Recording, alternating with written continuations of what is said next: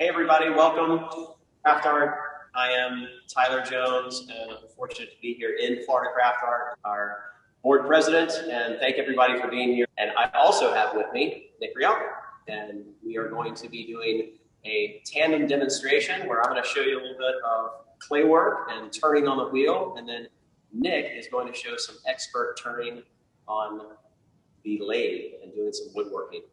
To tell you a little bit about Florida CraftArt, we are a nonprofit organization, of course, if you're not familiar with us, founded in 1951, and we are open to the public, free, 7 days a week. You can come and enjoy this incredible gallery space that I'm sitting in.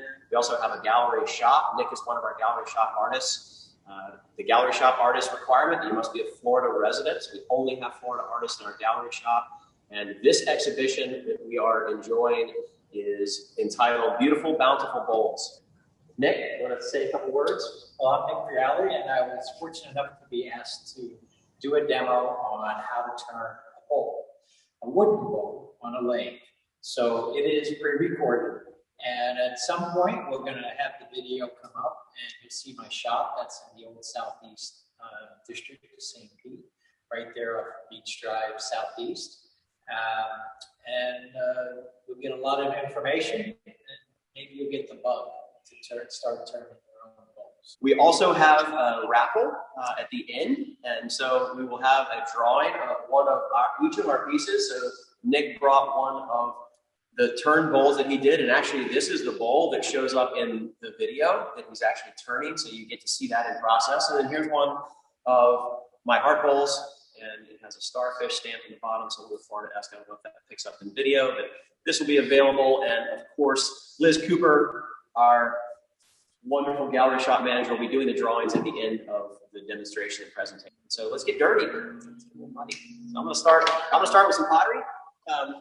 Clay, a little bit of history on clay, and I'm gonna stand up and move around a little bit because I've got to grab some of the pieces of clay. This is a stoneware that I'm using, and it is a cone 6 body. It's actually fired at about 2,200 degrees in that neighborhood. We speak in ceramics about cones, and those are our temperature ratings. It goes cone 0, 0, 0, all the way up to cone 10, 11 in that neighborhood. Porcelain is cone 11, 10. Stoneware is right there at 10, 9, 8, 7, 6. And then we have earthenware that drops below that. So those are the 3 styles of clay or types of clay. Clay's been around a long time, as long as people have inhabited our planet, and the history of clay and clay artifacts goes back 26,000 BC. Then we get into vessels, and they think those are dated around 19,000 BC, give or take 1,000 or 5 BC. And so I'm going to use this cone 6 stoneware, and you start off by basically taking the clay and wedging it. And what you're doing is you are kind of shaking hands and introducing yourself to the clay. You are also working the clay by wedging it. You're working through any potential air bubbles. A lot of the clay that we get today, we're of course not mining it out of our riverbeds, lakes and streams, etc. We are taking it and it's manufactured.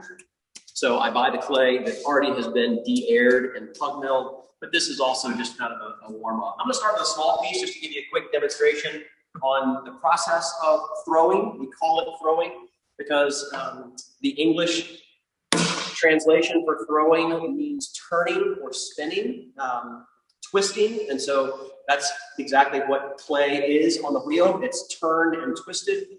We start by putting it on the wheel as close to the center as we can. Of course, if we're not centered, we don't have a centered piece like this. We have something oblong and off, but this is a good start to start as close to the center of the wheel as we can. We get the wheel going.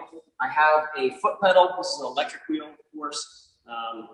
Back in the BCs, it started off with a piece of wood trunk, and potters would actually kick the wood trunk with their foot, or they'd have a second person with a spindle that would turn it by hand. They'd have a groove notch in it, and they'd actually spin a trunk of wood. So we've come a bit of ways, and I don't know if my legs would handle turning on the wheel and spinning with a big piece of wood. Maybe you could turn a piece of wood.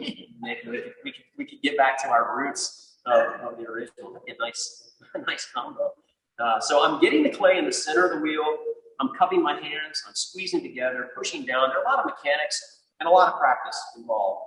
I think the the idea that you have to do something about 10,000 hours before you get good at it and an expert rings true. I don't know if I've done this for 10,000 hours, but I've practiced a lot, and practice makes better. Of course, never perfect. Our goal for this is to kind of give you an overview, demonstrate. We're not after perfection. I'm not a perfectionist potter to begin with. I just like to complete things and get things thrown because I love the process of throwing. I've got the clay in the center of the wheel now, and so it's not really moving back and forth. You can see the difference between centered and not so centered, or really not so centered, or really not so centered. And so I'll recenter the clay and get it back into the middle of the wheel again. For all intents and purposes, that's pretty centered. And so then I'm going to drive my finger down into the center of the clay because we want our vessel to actually have volume and hold something. Similar to this piece, I want a vessel that is going to be open, and these walls are very thick. And so I'm going to actually pull the clay towards me and open the clay up. The next thing I want to do, and will do, is compress the bottom. And compressing the bottom levels the bottom out, and it also compresses the clay particles so they don't separate and crack. If you don't compress the clay, clay is happiest at rest. Clay does not like to be tall and thin and stretched. It likes to be in a lump resting in a riverbed somewhere. And so we need to manipulate it and really coerce it into the shape that we want. So once I've compressed the bottom, I'm going to show you kind of a cheat that I can speed up a little bit, and I can bypass a couple of pulls by taking both of my thumbs inside, and I also push with the outside edge of my pinky and pull up that heel of my hand. Once I get a wall started, I also then even out the rim, and I will notch the outside now. And from here forward, I'll stagger my hands. Obviously, my inside hand is my left hand. It's on the inside of the wall, and it's naturally higher than my outside hand because my outside hand can actually touch this piece of plastic, which we call a bat. The bats are used for ease of transporting work, and you don't have to pull the piece off and touch the piece. You can actually move the bat off, and it's for efficiency and cleanliness with not having to disturb the piece. So I notch the outside. I have my inside hand on the inside pushing out, my outside hand pushing in, and I'm kind of playing follow the leader with my hands. It's almost an S shape, and it snakes up the clay as I notch the outside and then pull. This is called pulling because I'm actually pulling the clay up, kind of coercing it more than I'm pulling, but the term is pulling. And so now I've got a relative cylinder. Everything for the most part, even plates, start out as a cylinder. So learning center is the starting process, and then throwing cylinders is the next step. So now I'm going to start smoothing and shaping it, and I've got a cylinder form. I'm going to use one of many tools. We as potters love tools, everything that we can turn into a tool, from a button stamped into things, or leaves or twigs, or we make our own stamps, but this is called a rib. And Nick has actually made some clay tools, and we're talking about doing some custom clay tools that Nick can make in the studio because this is pretty straightforward. And this is going to remove the throw lines on the outside of the piece of the cylinder. I'm just going to smooth it out, create a nice, smooth, clean slate on the outside. Because from here, I'm probably not going to touch the outside anymore as I make the form of the bowl. The next step for me, and I kind of deviate a little bit because the many bowls, I don't trim a foot, and I may give a trimming demonstration if time allows on making a foot, but I create a lower foot point with this tool here. And this is a notched rib, and I'll show you how it works. Just take it on the bottom, and you press into the clay. You can see that everything is going counterclockwise, and there is my predefined foot. You can kind of see it here on that. I've waxed the bottom of this. This piece has been fired one time. This is called greenware that I'm working with because it's raw. When I get all of the moisture dried out via the air, it becomes bone dry. This is called bone dry. It's still very fragile. I can carve it and I can do some certain things to it, but it's pretty much past the point of being plastic. I'm still plastic at this point that I'm at, and then when I fire this, it becomes bisqueware. And the bisqueware, a lot of the moisture is driven off, a lot of the chemicals start to react and bond, the minerals are starting to attach, and then of course we put a glaze on it, and then do a final fire, and it's slippery, it's dropping. And so here's the final fire with a glaze body, and you can see the bottom of the clay. This is a white clay body. Make a bowl by stretching the clay. We've got a cylinder, and so I take this style rib with no sharp edge on the point or any of my corners, and I'm going to put it inside the cylinder, and I'm going to lightly press, and I'm just going to lay the butt end of it out and down. Voila, we have a bowl.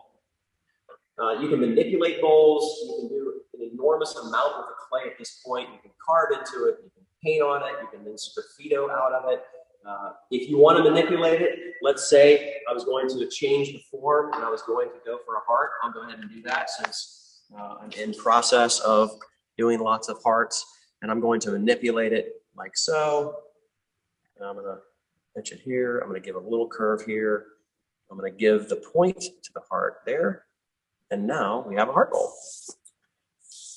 Last step, when I am finished, I will take this wire tool and cut the bottom of the piece off of the back. What that allows is, it allows for the clay as it dries to not adhere to the back and shrink unevenly, and it doesn't pull apart and create those cracks that I talked about when drying. And so there is a bowl. Should we do a trim demo? Okay, we're going to do a quick trimming demonstration. And back to the back. Here's a bowl that I threw earlier. And once the bowl starts losing some of its plasticity, it starts to get much more rigid. I can really crimp this down and change the shape, which I don't want to do, of course. But it's durable enough where I'm not going to leave my fingerprints in it. This stage of the clay is called leather hard. And so what I'm also going to do now is I'm going to recenter the clay. And this gives a good example of where clay is centered and not centered. Just get up and grab my towel real quick. So this is obviously not centered. And so to center this, there are a couple of methods. You can take your needle tool and you can draw a line in the bottom and you can say, oh, wow, that's really off center, and then try to stop the wheel and correct it and get it closer to center. Or you can practice something called tap centering. Tap centering is pretty straightforward, and you just tap the clay, the pot, as the wheel turns around, and now I'm centered. So it takes a little bit of practice to get that timing down, but tap centering is much, much, much more efficient. I'm going to anchor the piece down. I've anchored it with 4 pieces of clay. You can use 3, you can use 5. Some people roll a coil out and they wrap it around the rim. Didn't really get much into the history of pottery as far as the other methods, but coil that I mentioned, you can of course make coil pots. You can also take a ball of clay and make pinch pots with it, as opposed to an addition to wheel. There's a hair off, but again, for demo purposes, I'm showing you the trimming process. I'm removing the clay, so I'm deconstructing at this point, similar to what Nick does on the lathe. This is probably about as close to lathe work as you can get, right? Yeah. And so I'm just making the foot.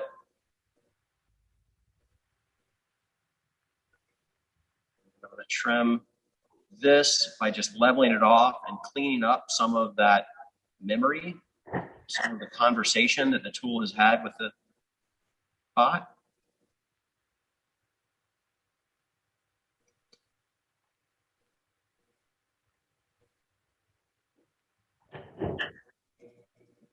Working a little faster than normal, of course. And then smooth it out. You can use your finger. You can use another style of rib here. Rubber rib that's very soft and pliable, and it eliminates that memory. Our hands are our best tools. So if I need to, I can come back and smooth out with my fingers, etc. And so that is a trimmed bowl. From here, I would let it air dry, get to that bone dry level, and then, which is this piece, put it in the kiln, fire it to about 1800 degrees. It takes me to my bisque level, and then from there, I wax it and glaze it. I like going environmental as much as possible. I use beeswax on the bottom of mine. Some potters use paraffin or cold liquid wax, but it's personal preference. So that's my demonstration on throwing, and I think we're going to take it to Nick and see a little bit of wood turning now. Here's some of the work that is currently on display for beautiful, bountiful bowls. And I thought I would enter this piece, since it is quite a beautiful and bountiful bowl. It's 25 inches across, and it's about 12 inches high. And it's from a Norfolk Island pine. All the work that I do is with local wood, local trees. I have friends that take trees down, or I might go to the brush site and even pick up pieces of wood and create something out of it. These two bowls are also something I put in the exhibit, and I call them Bowl Brothers because this is exactly how they grew up together. And I made one bowl from one half of the stump and another bowl from the other half, and this is how they came together. So they're sold as a set. So why don't we go to the video and let everybody enjoy my shop.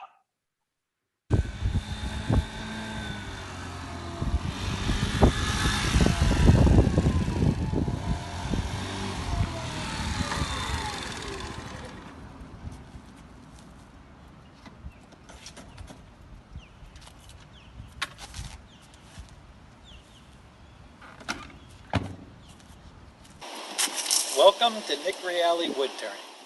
So this is my studio, which is a dream come true. I spent 30 years in the fire department in Pinellas Park. And after retirement, I needed something to do and I needed a creative outlet. Been very fortunate to find such a great location and to find such a great community that supports me and supports all artists. So we do a lot of things here. What we do here is we try to do things as true to the form of woodworking as possible, and that includes furniture, it includes wood turning. We do have machines, but they're not replicators, they're not CNC machines, they're not computer driven, they're driven by human beings. And we use hand planes and hand tools. So this is an example. A customer wanted this shaped like a Seminole Native American paddle that they used. They gave me the specifications, and using this hand plane and taking it down and making the shape is what we did. But today we're here to talk about making a bowl, turning a bowl, and the method that I use to do it. I only use local wood, which means wood trees that have been taken down in Pinellas County, sometimes Florida, and I recover them. I reclaim them. Sometimes I go to the brush site, the dump, and pick up pieces. And they look something like this, where it's a piece of a trunk, which would be very big. And we have to process it. I have to process it a different way because of the grain structure of a tree, which we'll go over in a minute. So we take the trunk and we slice it right down the middle. So when we make a bowl, because of this grain structure of the wood, we have to go in from the side.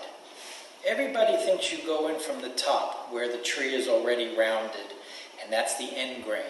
But when you carve into the end grain, it's very weak and the bowl will crack, most woods. So you have to cut it in half, and then you have to let it dry. As an example, this is a piece that I'm working on. This is how the tree grew. So this goes to the roots, and this goes out to the limbs.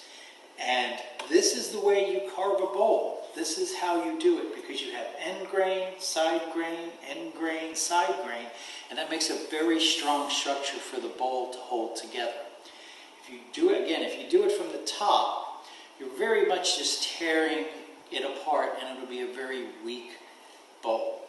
The next part in this process is after this dries in this shape for a few months, you take it and you cut it down similar to this, which doesn't look much different, but what you're doing is you're making the piece of wood smaller and you're getting the basic size of the bowl that you're going to create, and it's going to dry faster and more evenly that way than it will here in a larger piece.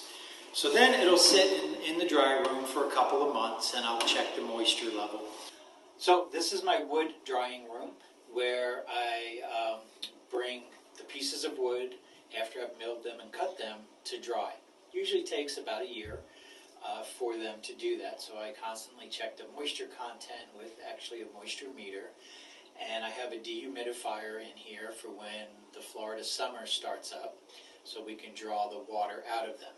And in this room is all the wood I typically work with. This is banyan tree, and I was lucky enough to get a huge piece of the trunk from the Granville Court banyan tree. It was in the news because it was about a 150-year-old tree, and the neighbors in the neighborhood was trying to save the tree. Unfortunately, it had reached the end of its life, and it had to be removed.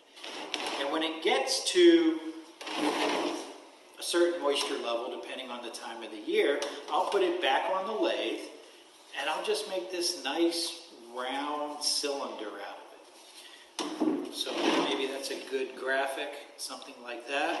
And then guess what? It goes back in the dry room and it dries for another couple of months. Then I take it out and I make a basic bowl shape, but the wood is still wet.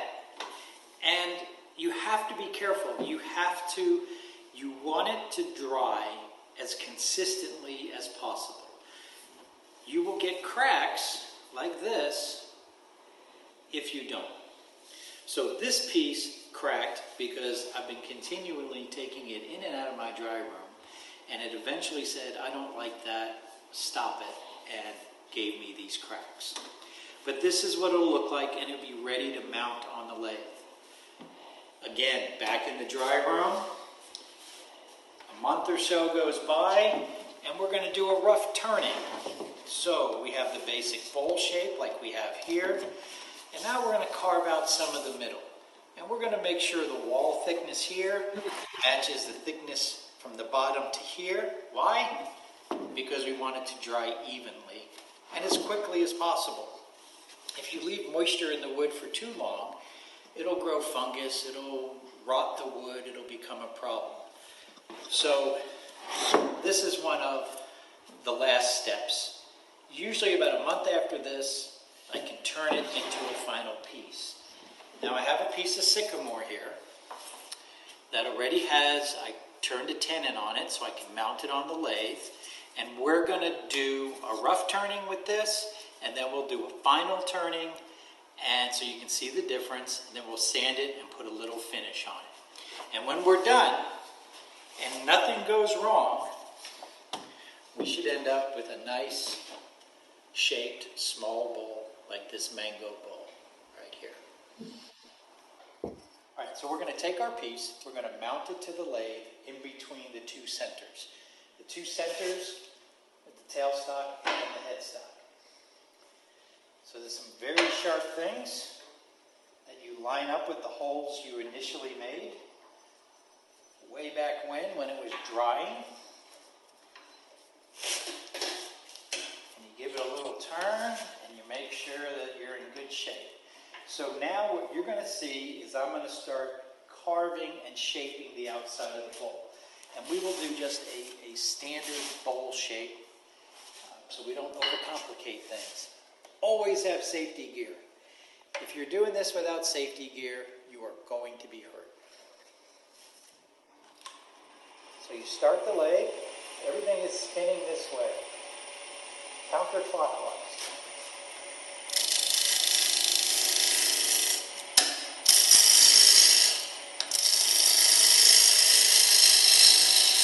And I'm slowly creating the shape of the bowl that I want to make.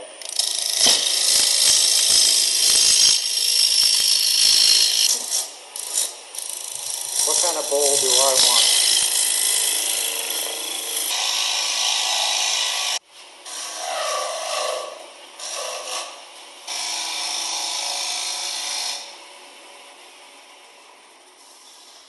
So now we have this really nice shape. It's pleasant to the eye.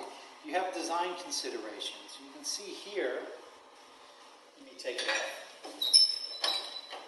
You can see here that we have a little bit of bark left of what's going to be the top of the bowl. So we can make a decision whether we're going to keep that or not. Maybe we like the shape, maybe we don't.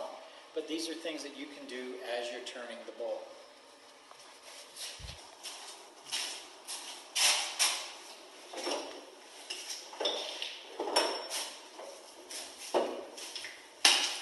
So now we're using a special tool that really is only about 20 to 30 years old for wood lathes. They were used very much for metal lathes, and that is a set of jaws that will hold the piece on. And this is how we're going to carve out the inside of the bowl. But lathes have been around a very, very long time. 1300 BC. The Egyptians created a lathe that, of course, was human-powered. They used a bow with a rope to turn the axle. So it was a two-person, it's always been a two-person machine up until we got electric motors, which we love electric motors because they do make that easy. However, as you saw, all of the turning and holding the chisel and holding the tools is by hand. So this, you tighten this on, and it'll hold this in place while we carve out the middle. So we set this tool rest where we need it, so we can carve out the inside of that bowl using the same gouge.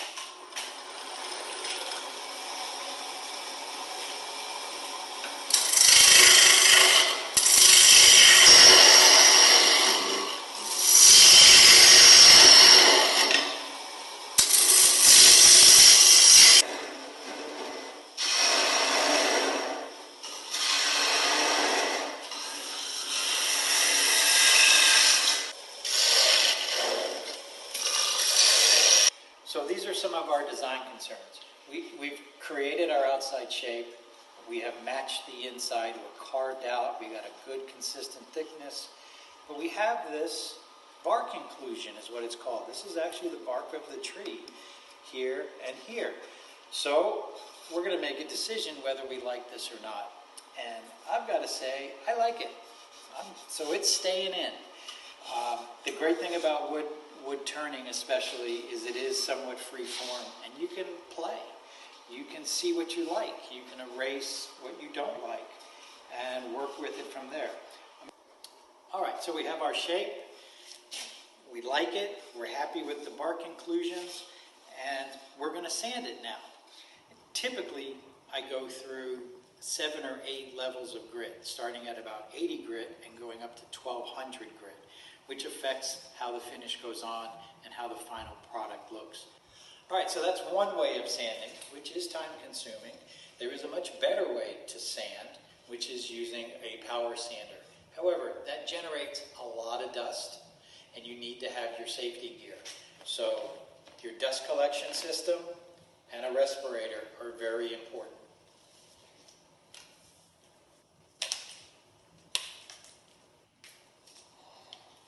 And that's a power sander. So we turn the vacuum on.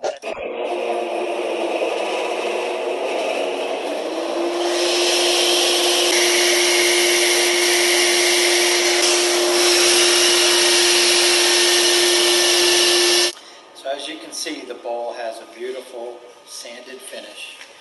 Normally I go up to about 1200 grit, which is a very high grit. Our bark inclusion sanded out really nicely. It's a good shape. And now we're going to put on some shellac. Now shellac has been around for a very long time. And it's actually made from the excretion of the lac bug. they gather these excretions off of the limbs of trees, and they break it down, mix it, separate it by color, and then distribute it as flakes. And then we take them and mix denatured alcohol and make a finish. So the first coat is simply filling in the pores, but it's a very natural finish. And again, you do this right on the lathe, which is really handy.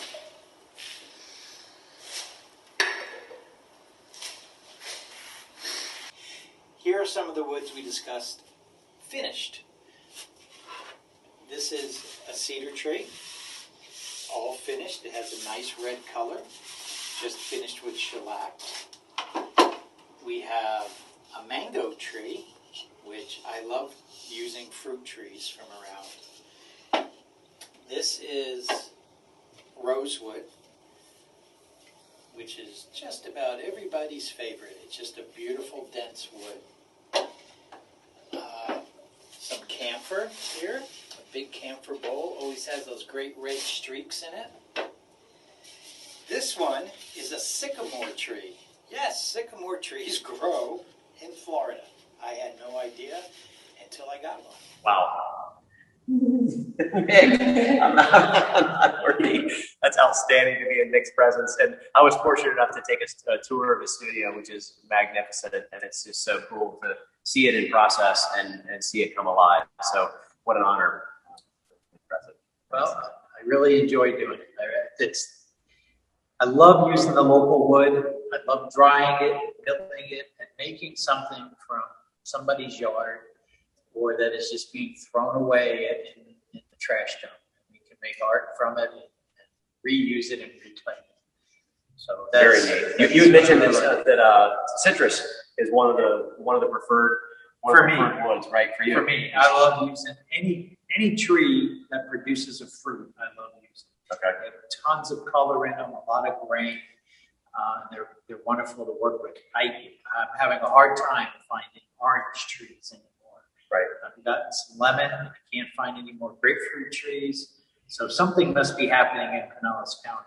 Lark acre, you've got some diseases going on. So maybe a shout out to anyone who's getting rid of citrus tree or knows of anybody, an arborist who's milling a citrus tree or cutting it down. Give us a call at Florida CraftArt or Nick directly. We'll get some wood to him. Let's do the drawing. All right, who's ready to win a bowl of either wood or clay? Okay, Liz, take it away. Okay, hi everyone. I got the bowl with the names. Let's draw for Nick's first. Nick's first. Here This we is go. Nick. Sandy Waterbury. Oh, well, that's reverse. You can pick it up at Florida CraftArt Gallery starting tomorrow. We're open 7 days a week, Monday through Saturday, 10 a.m. to 5:30 p.m. and Sundays noon to 5. So congratulations. Congratulations, Sandy. All right, good for this one. Next, a little heart bowl. Oh, Sandy just hearted our drawing. So, okay, next. Barbara Skinner. Barbara, congratulations. Thank you. Yay. Sandy. Oh, we've got Barbara on. Very exciting. You heard my spiel. We are open 7 days a week. Please come in and visit us and get your bowl and see our full exhibit. Outstanding. That's awesome. Well, congratulations to both of you, Sandy and Barbara. We're so excited. We know that you're going to have great homes and you're going to enjoy them for years to come. Yes, and also as part of our programming, in June, check our website, Uncle McClellan, about glass and the process of glass and blowing glass into molds. Please check our website regularly. Friend us on Facebook, follow us on Instagram, and we really appreciate all your continued support. And thank you for making Florida CraftArt such a successful organization and building our community through the arts. Thank you all and have a great evening.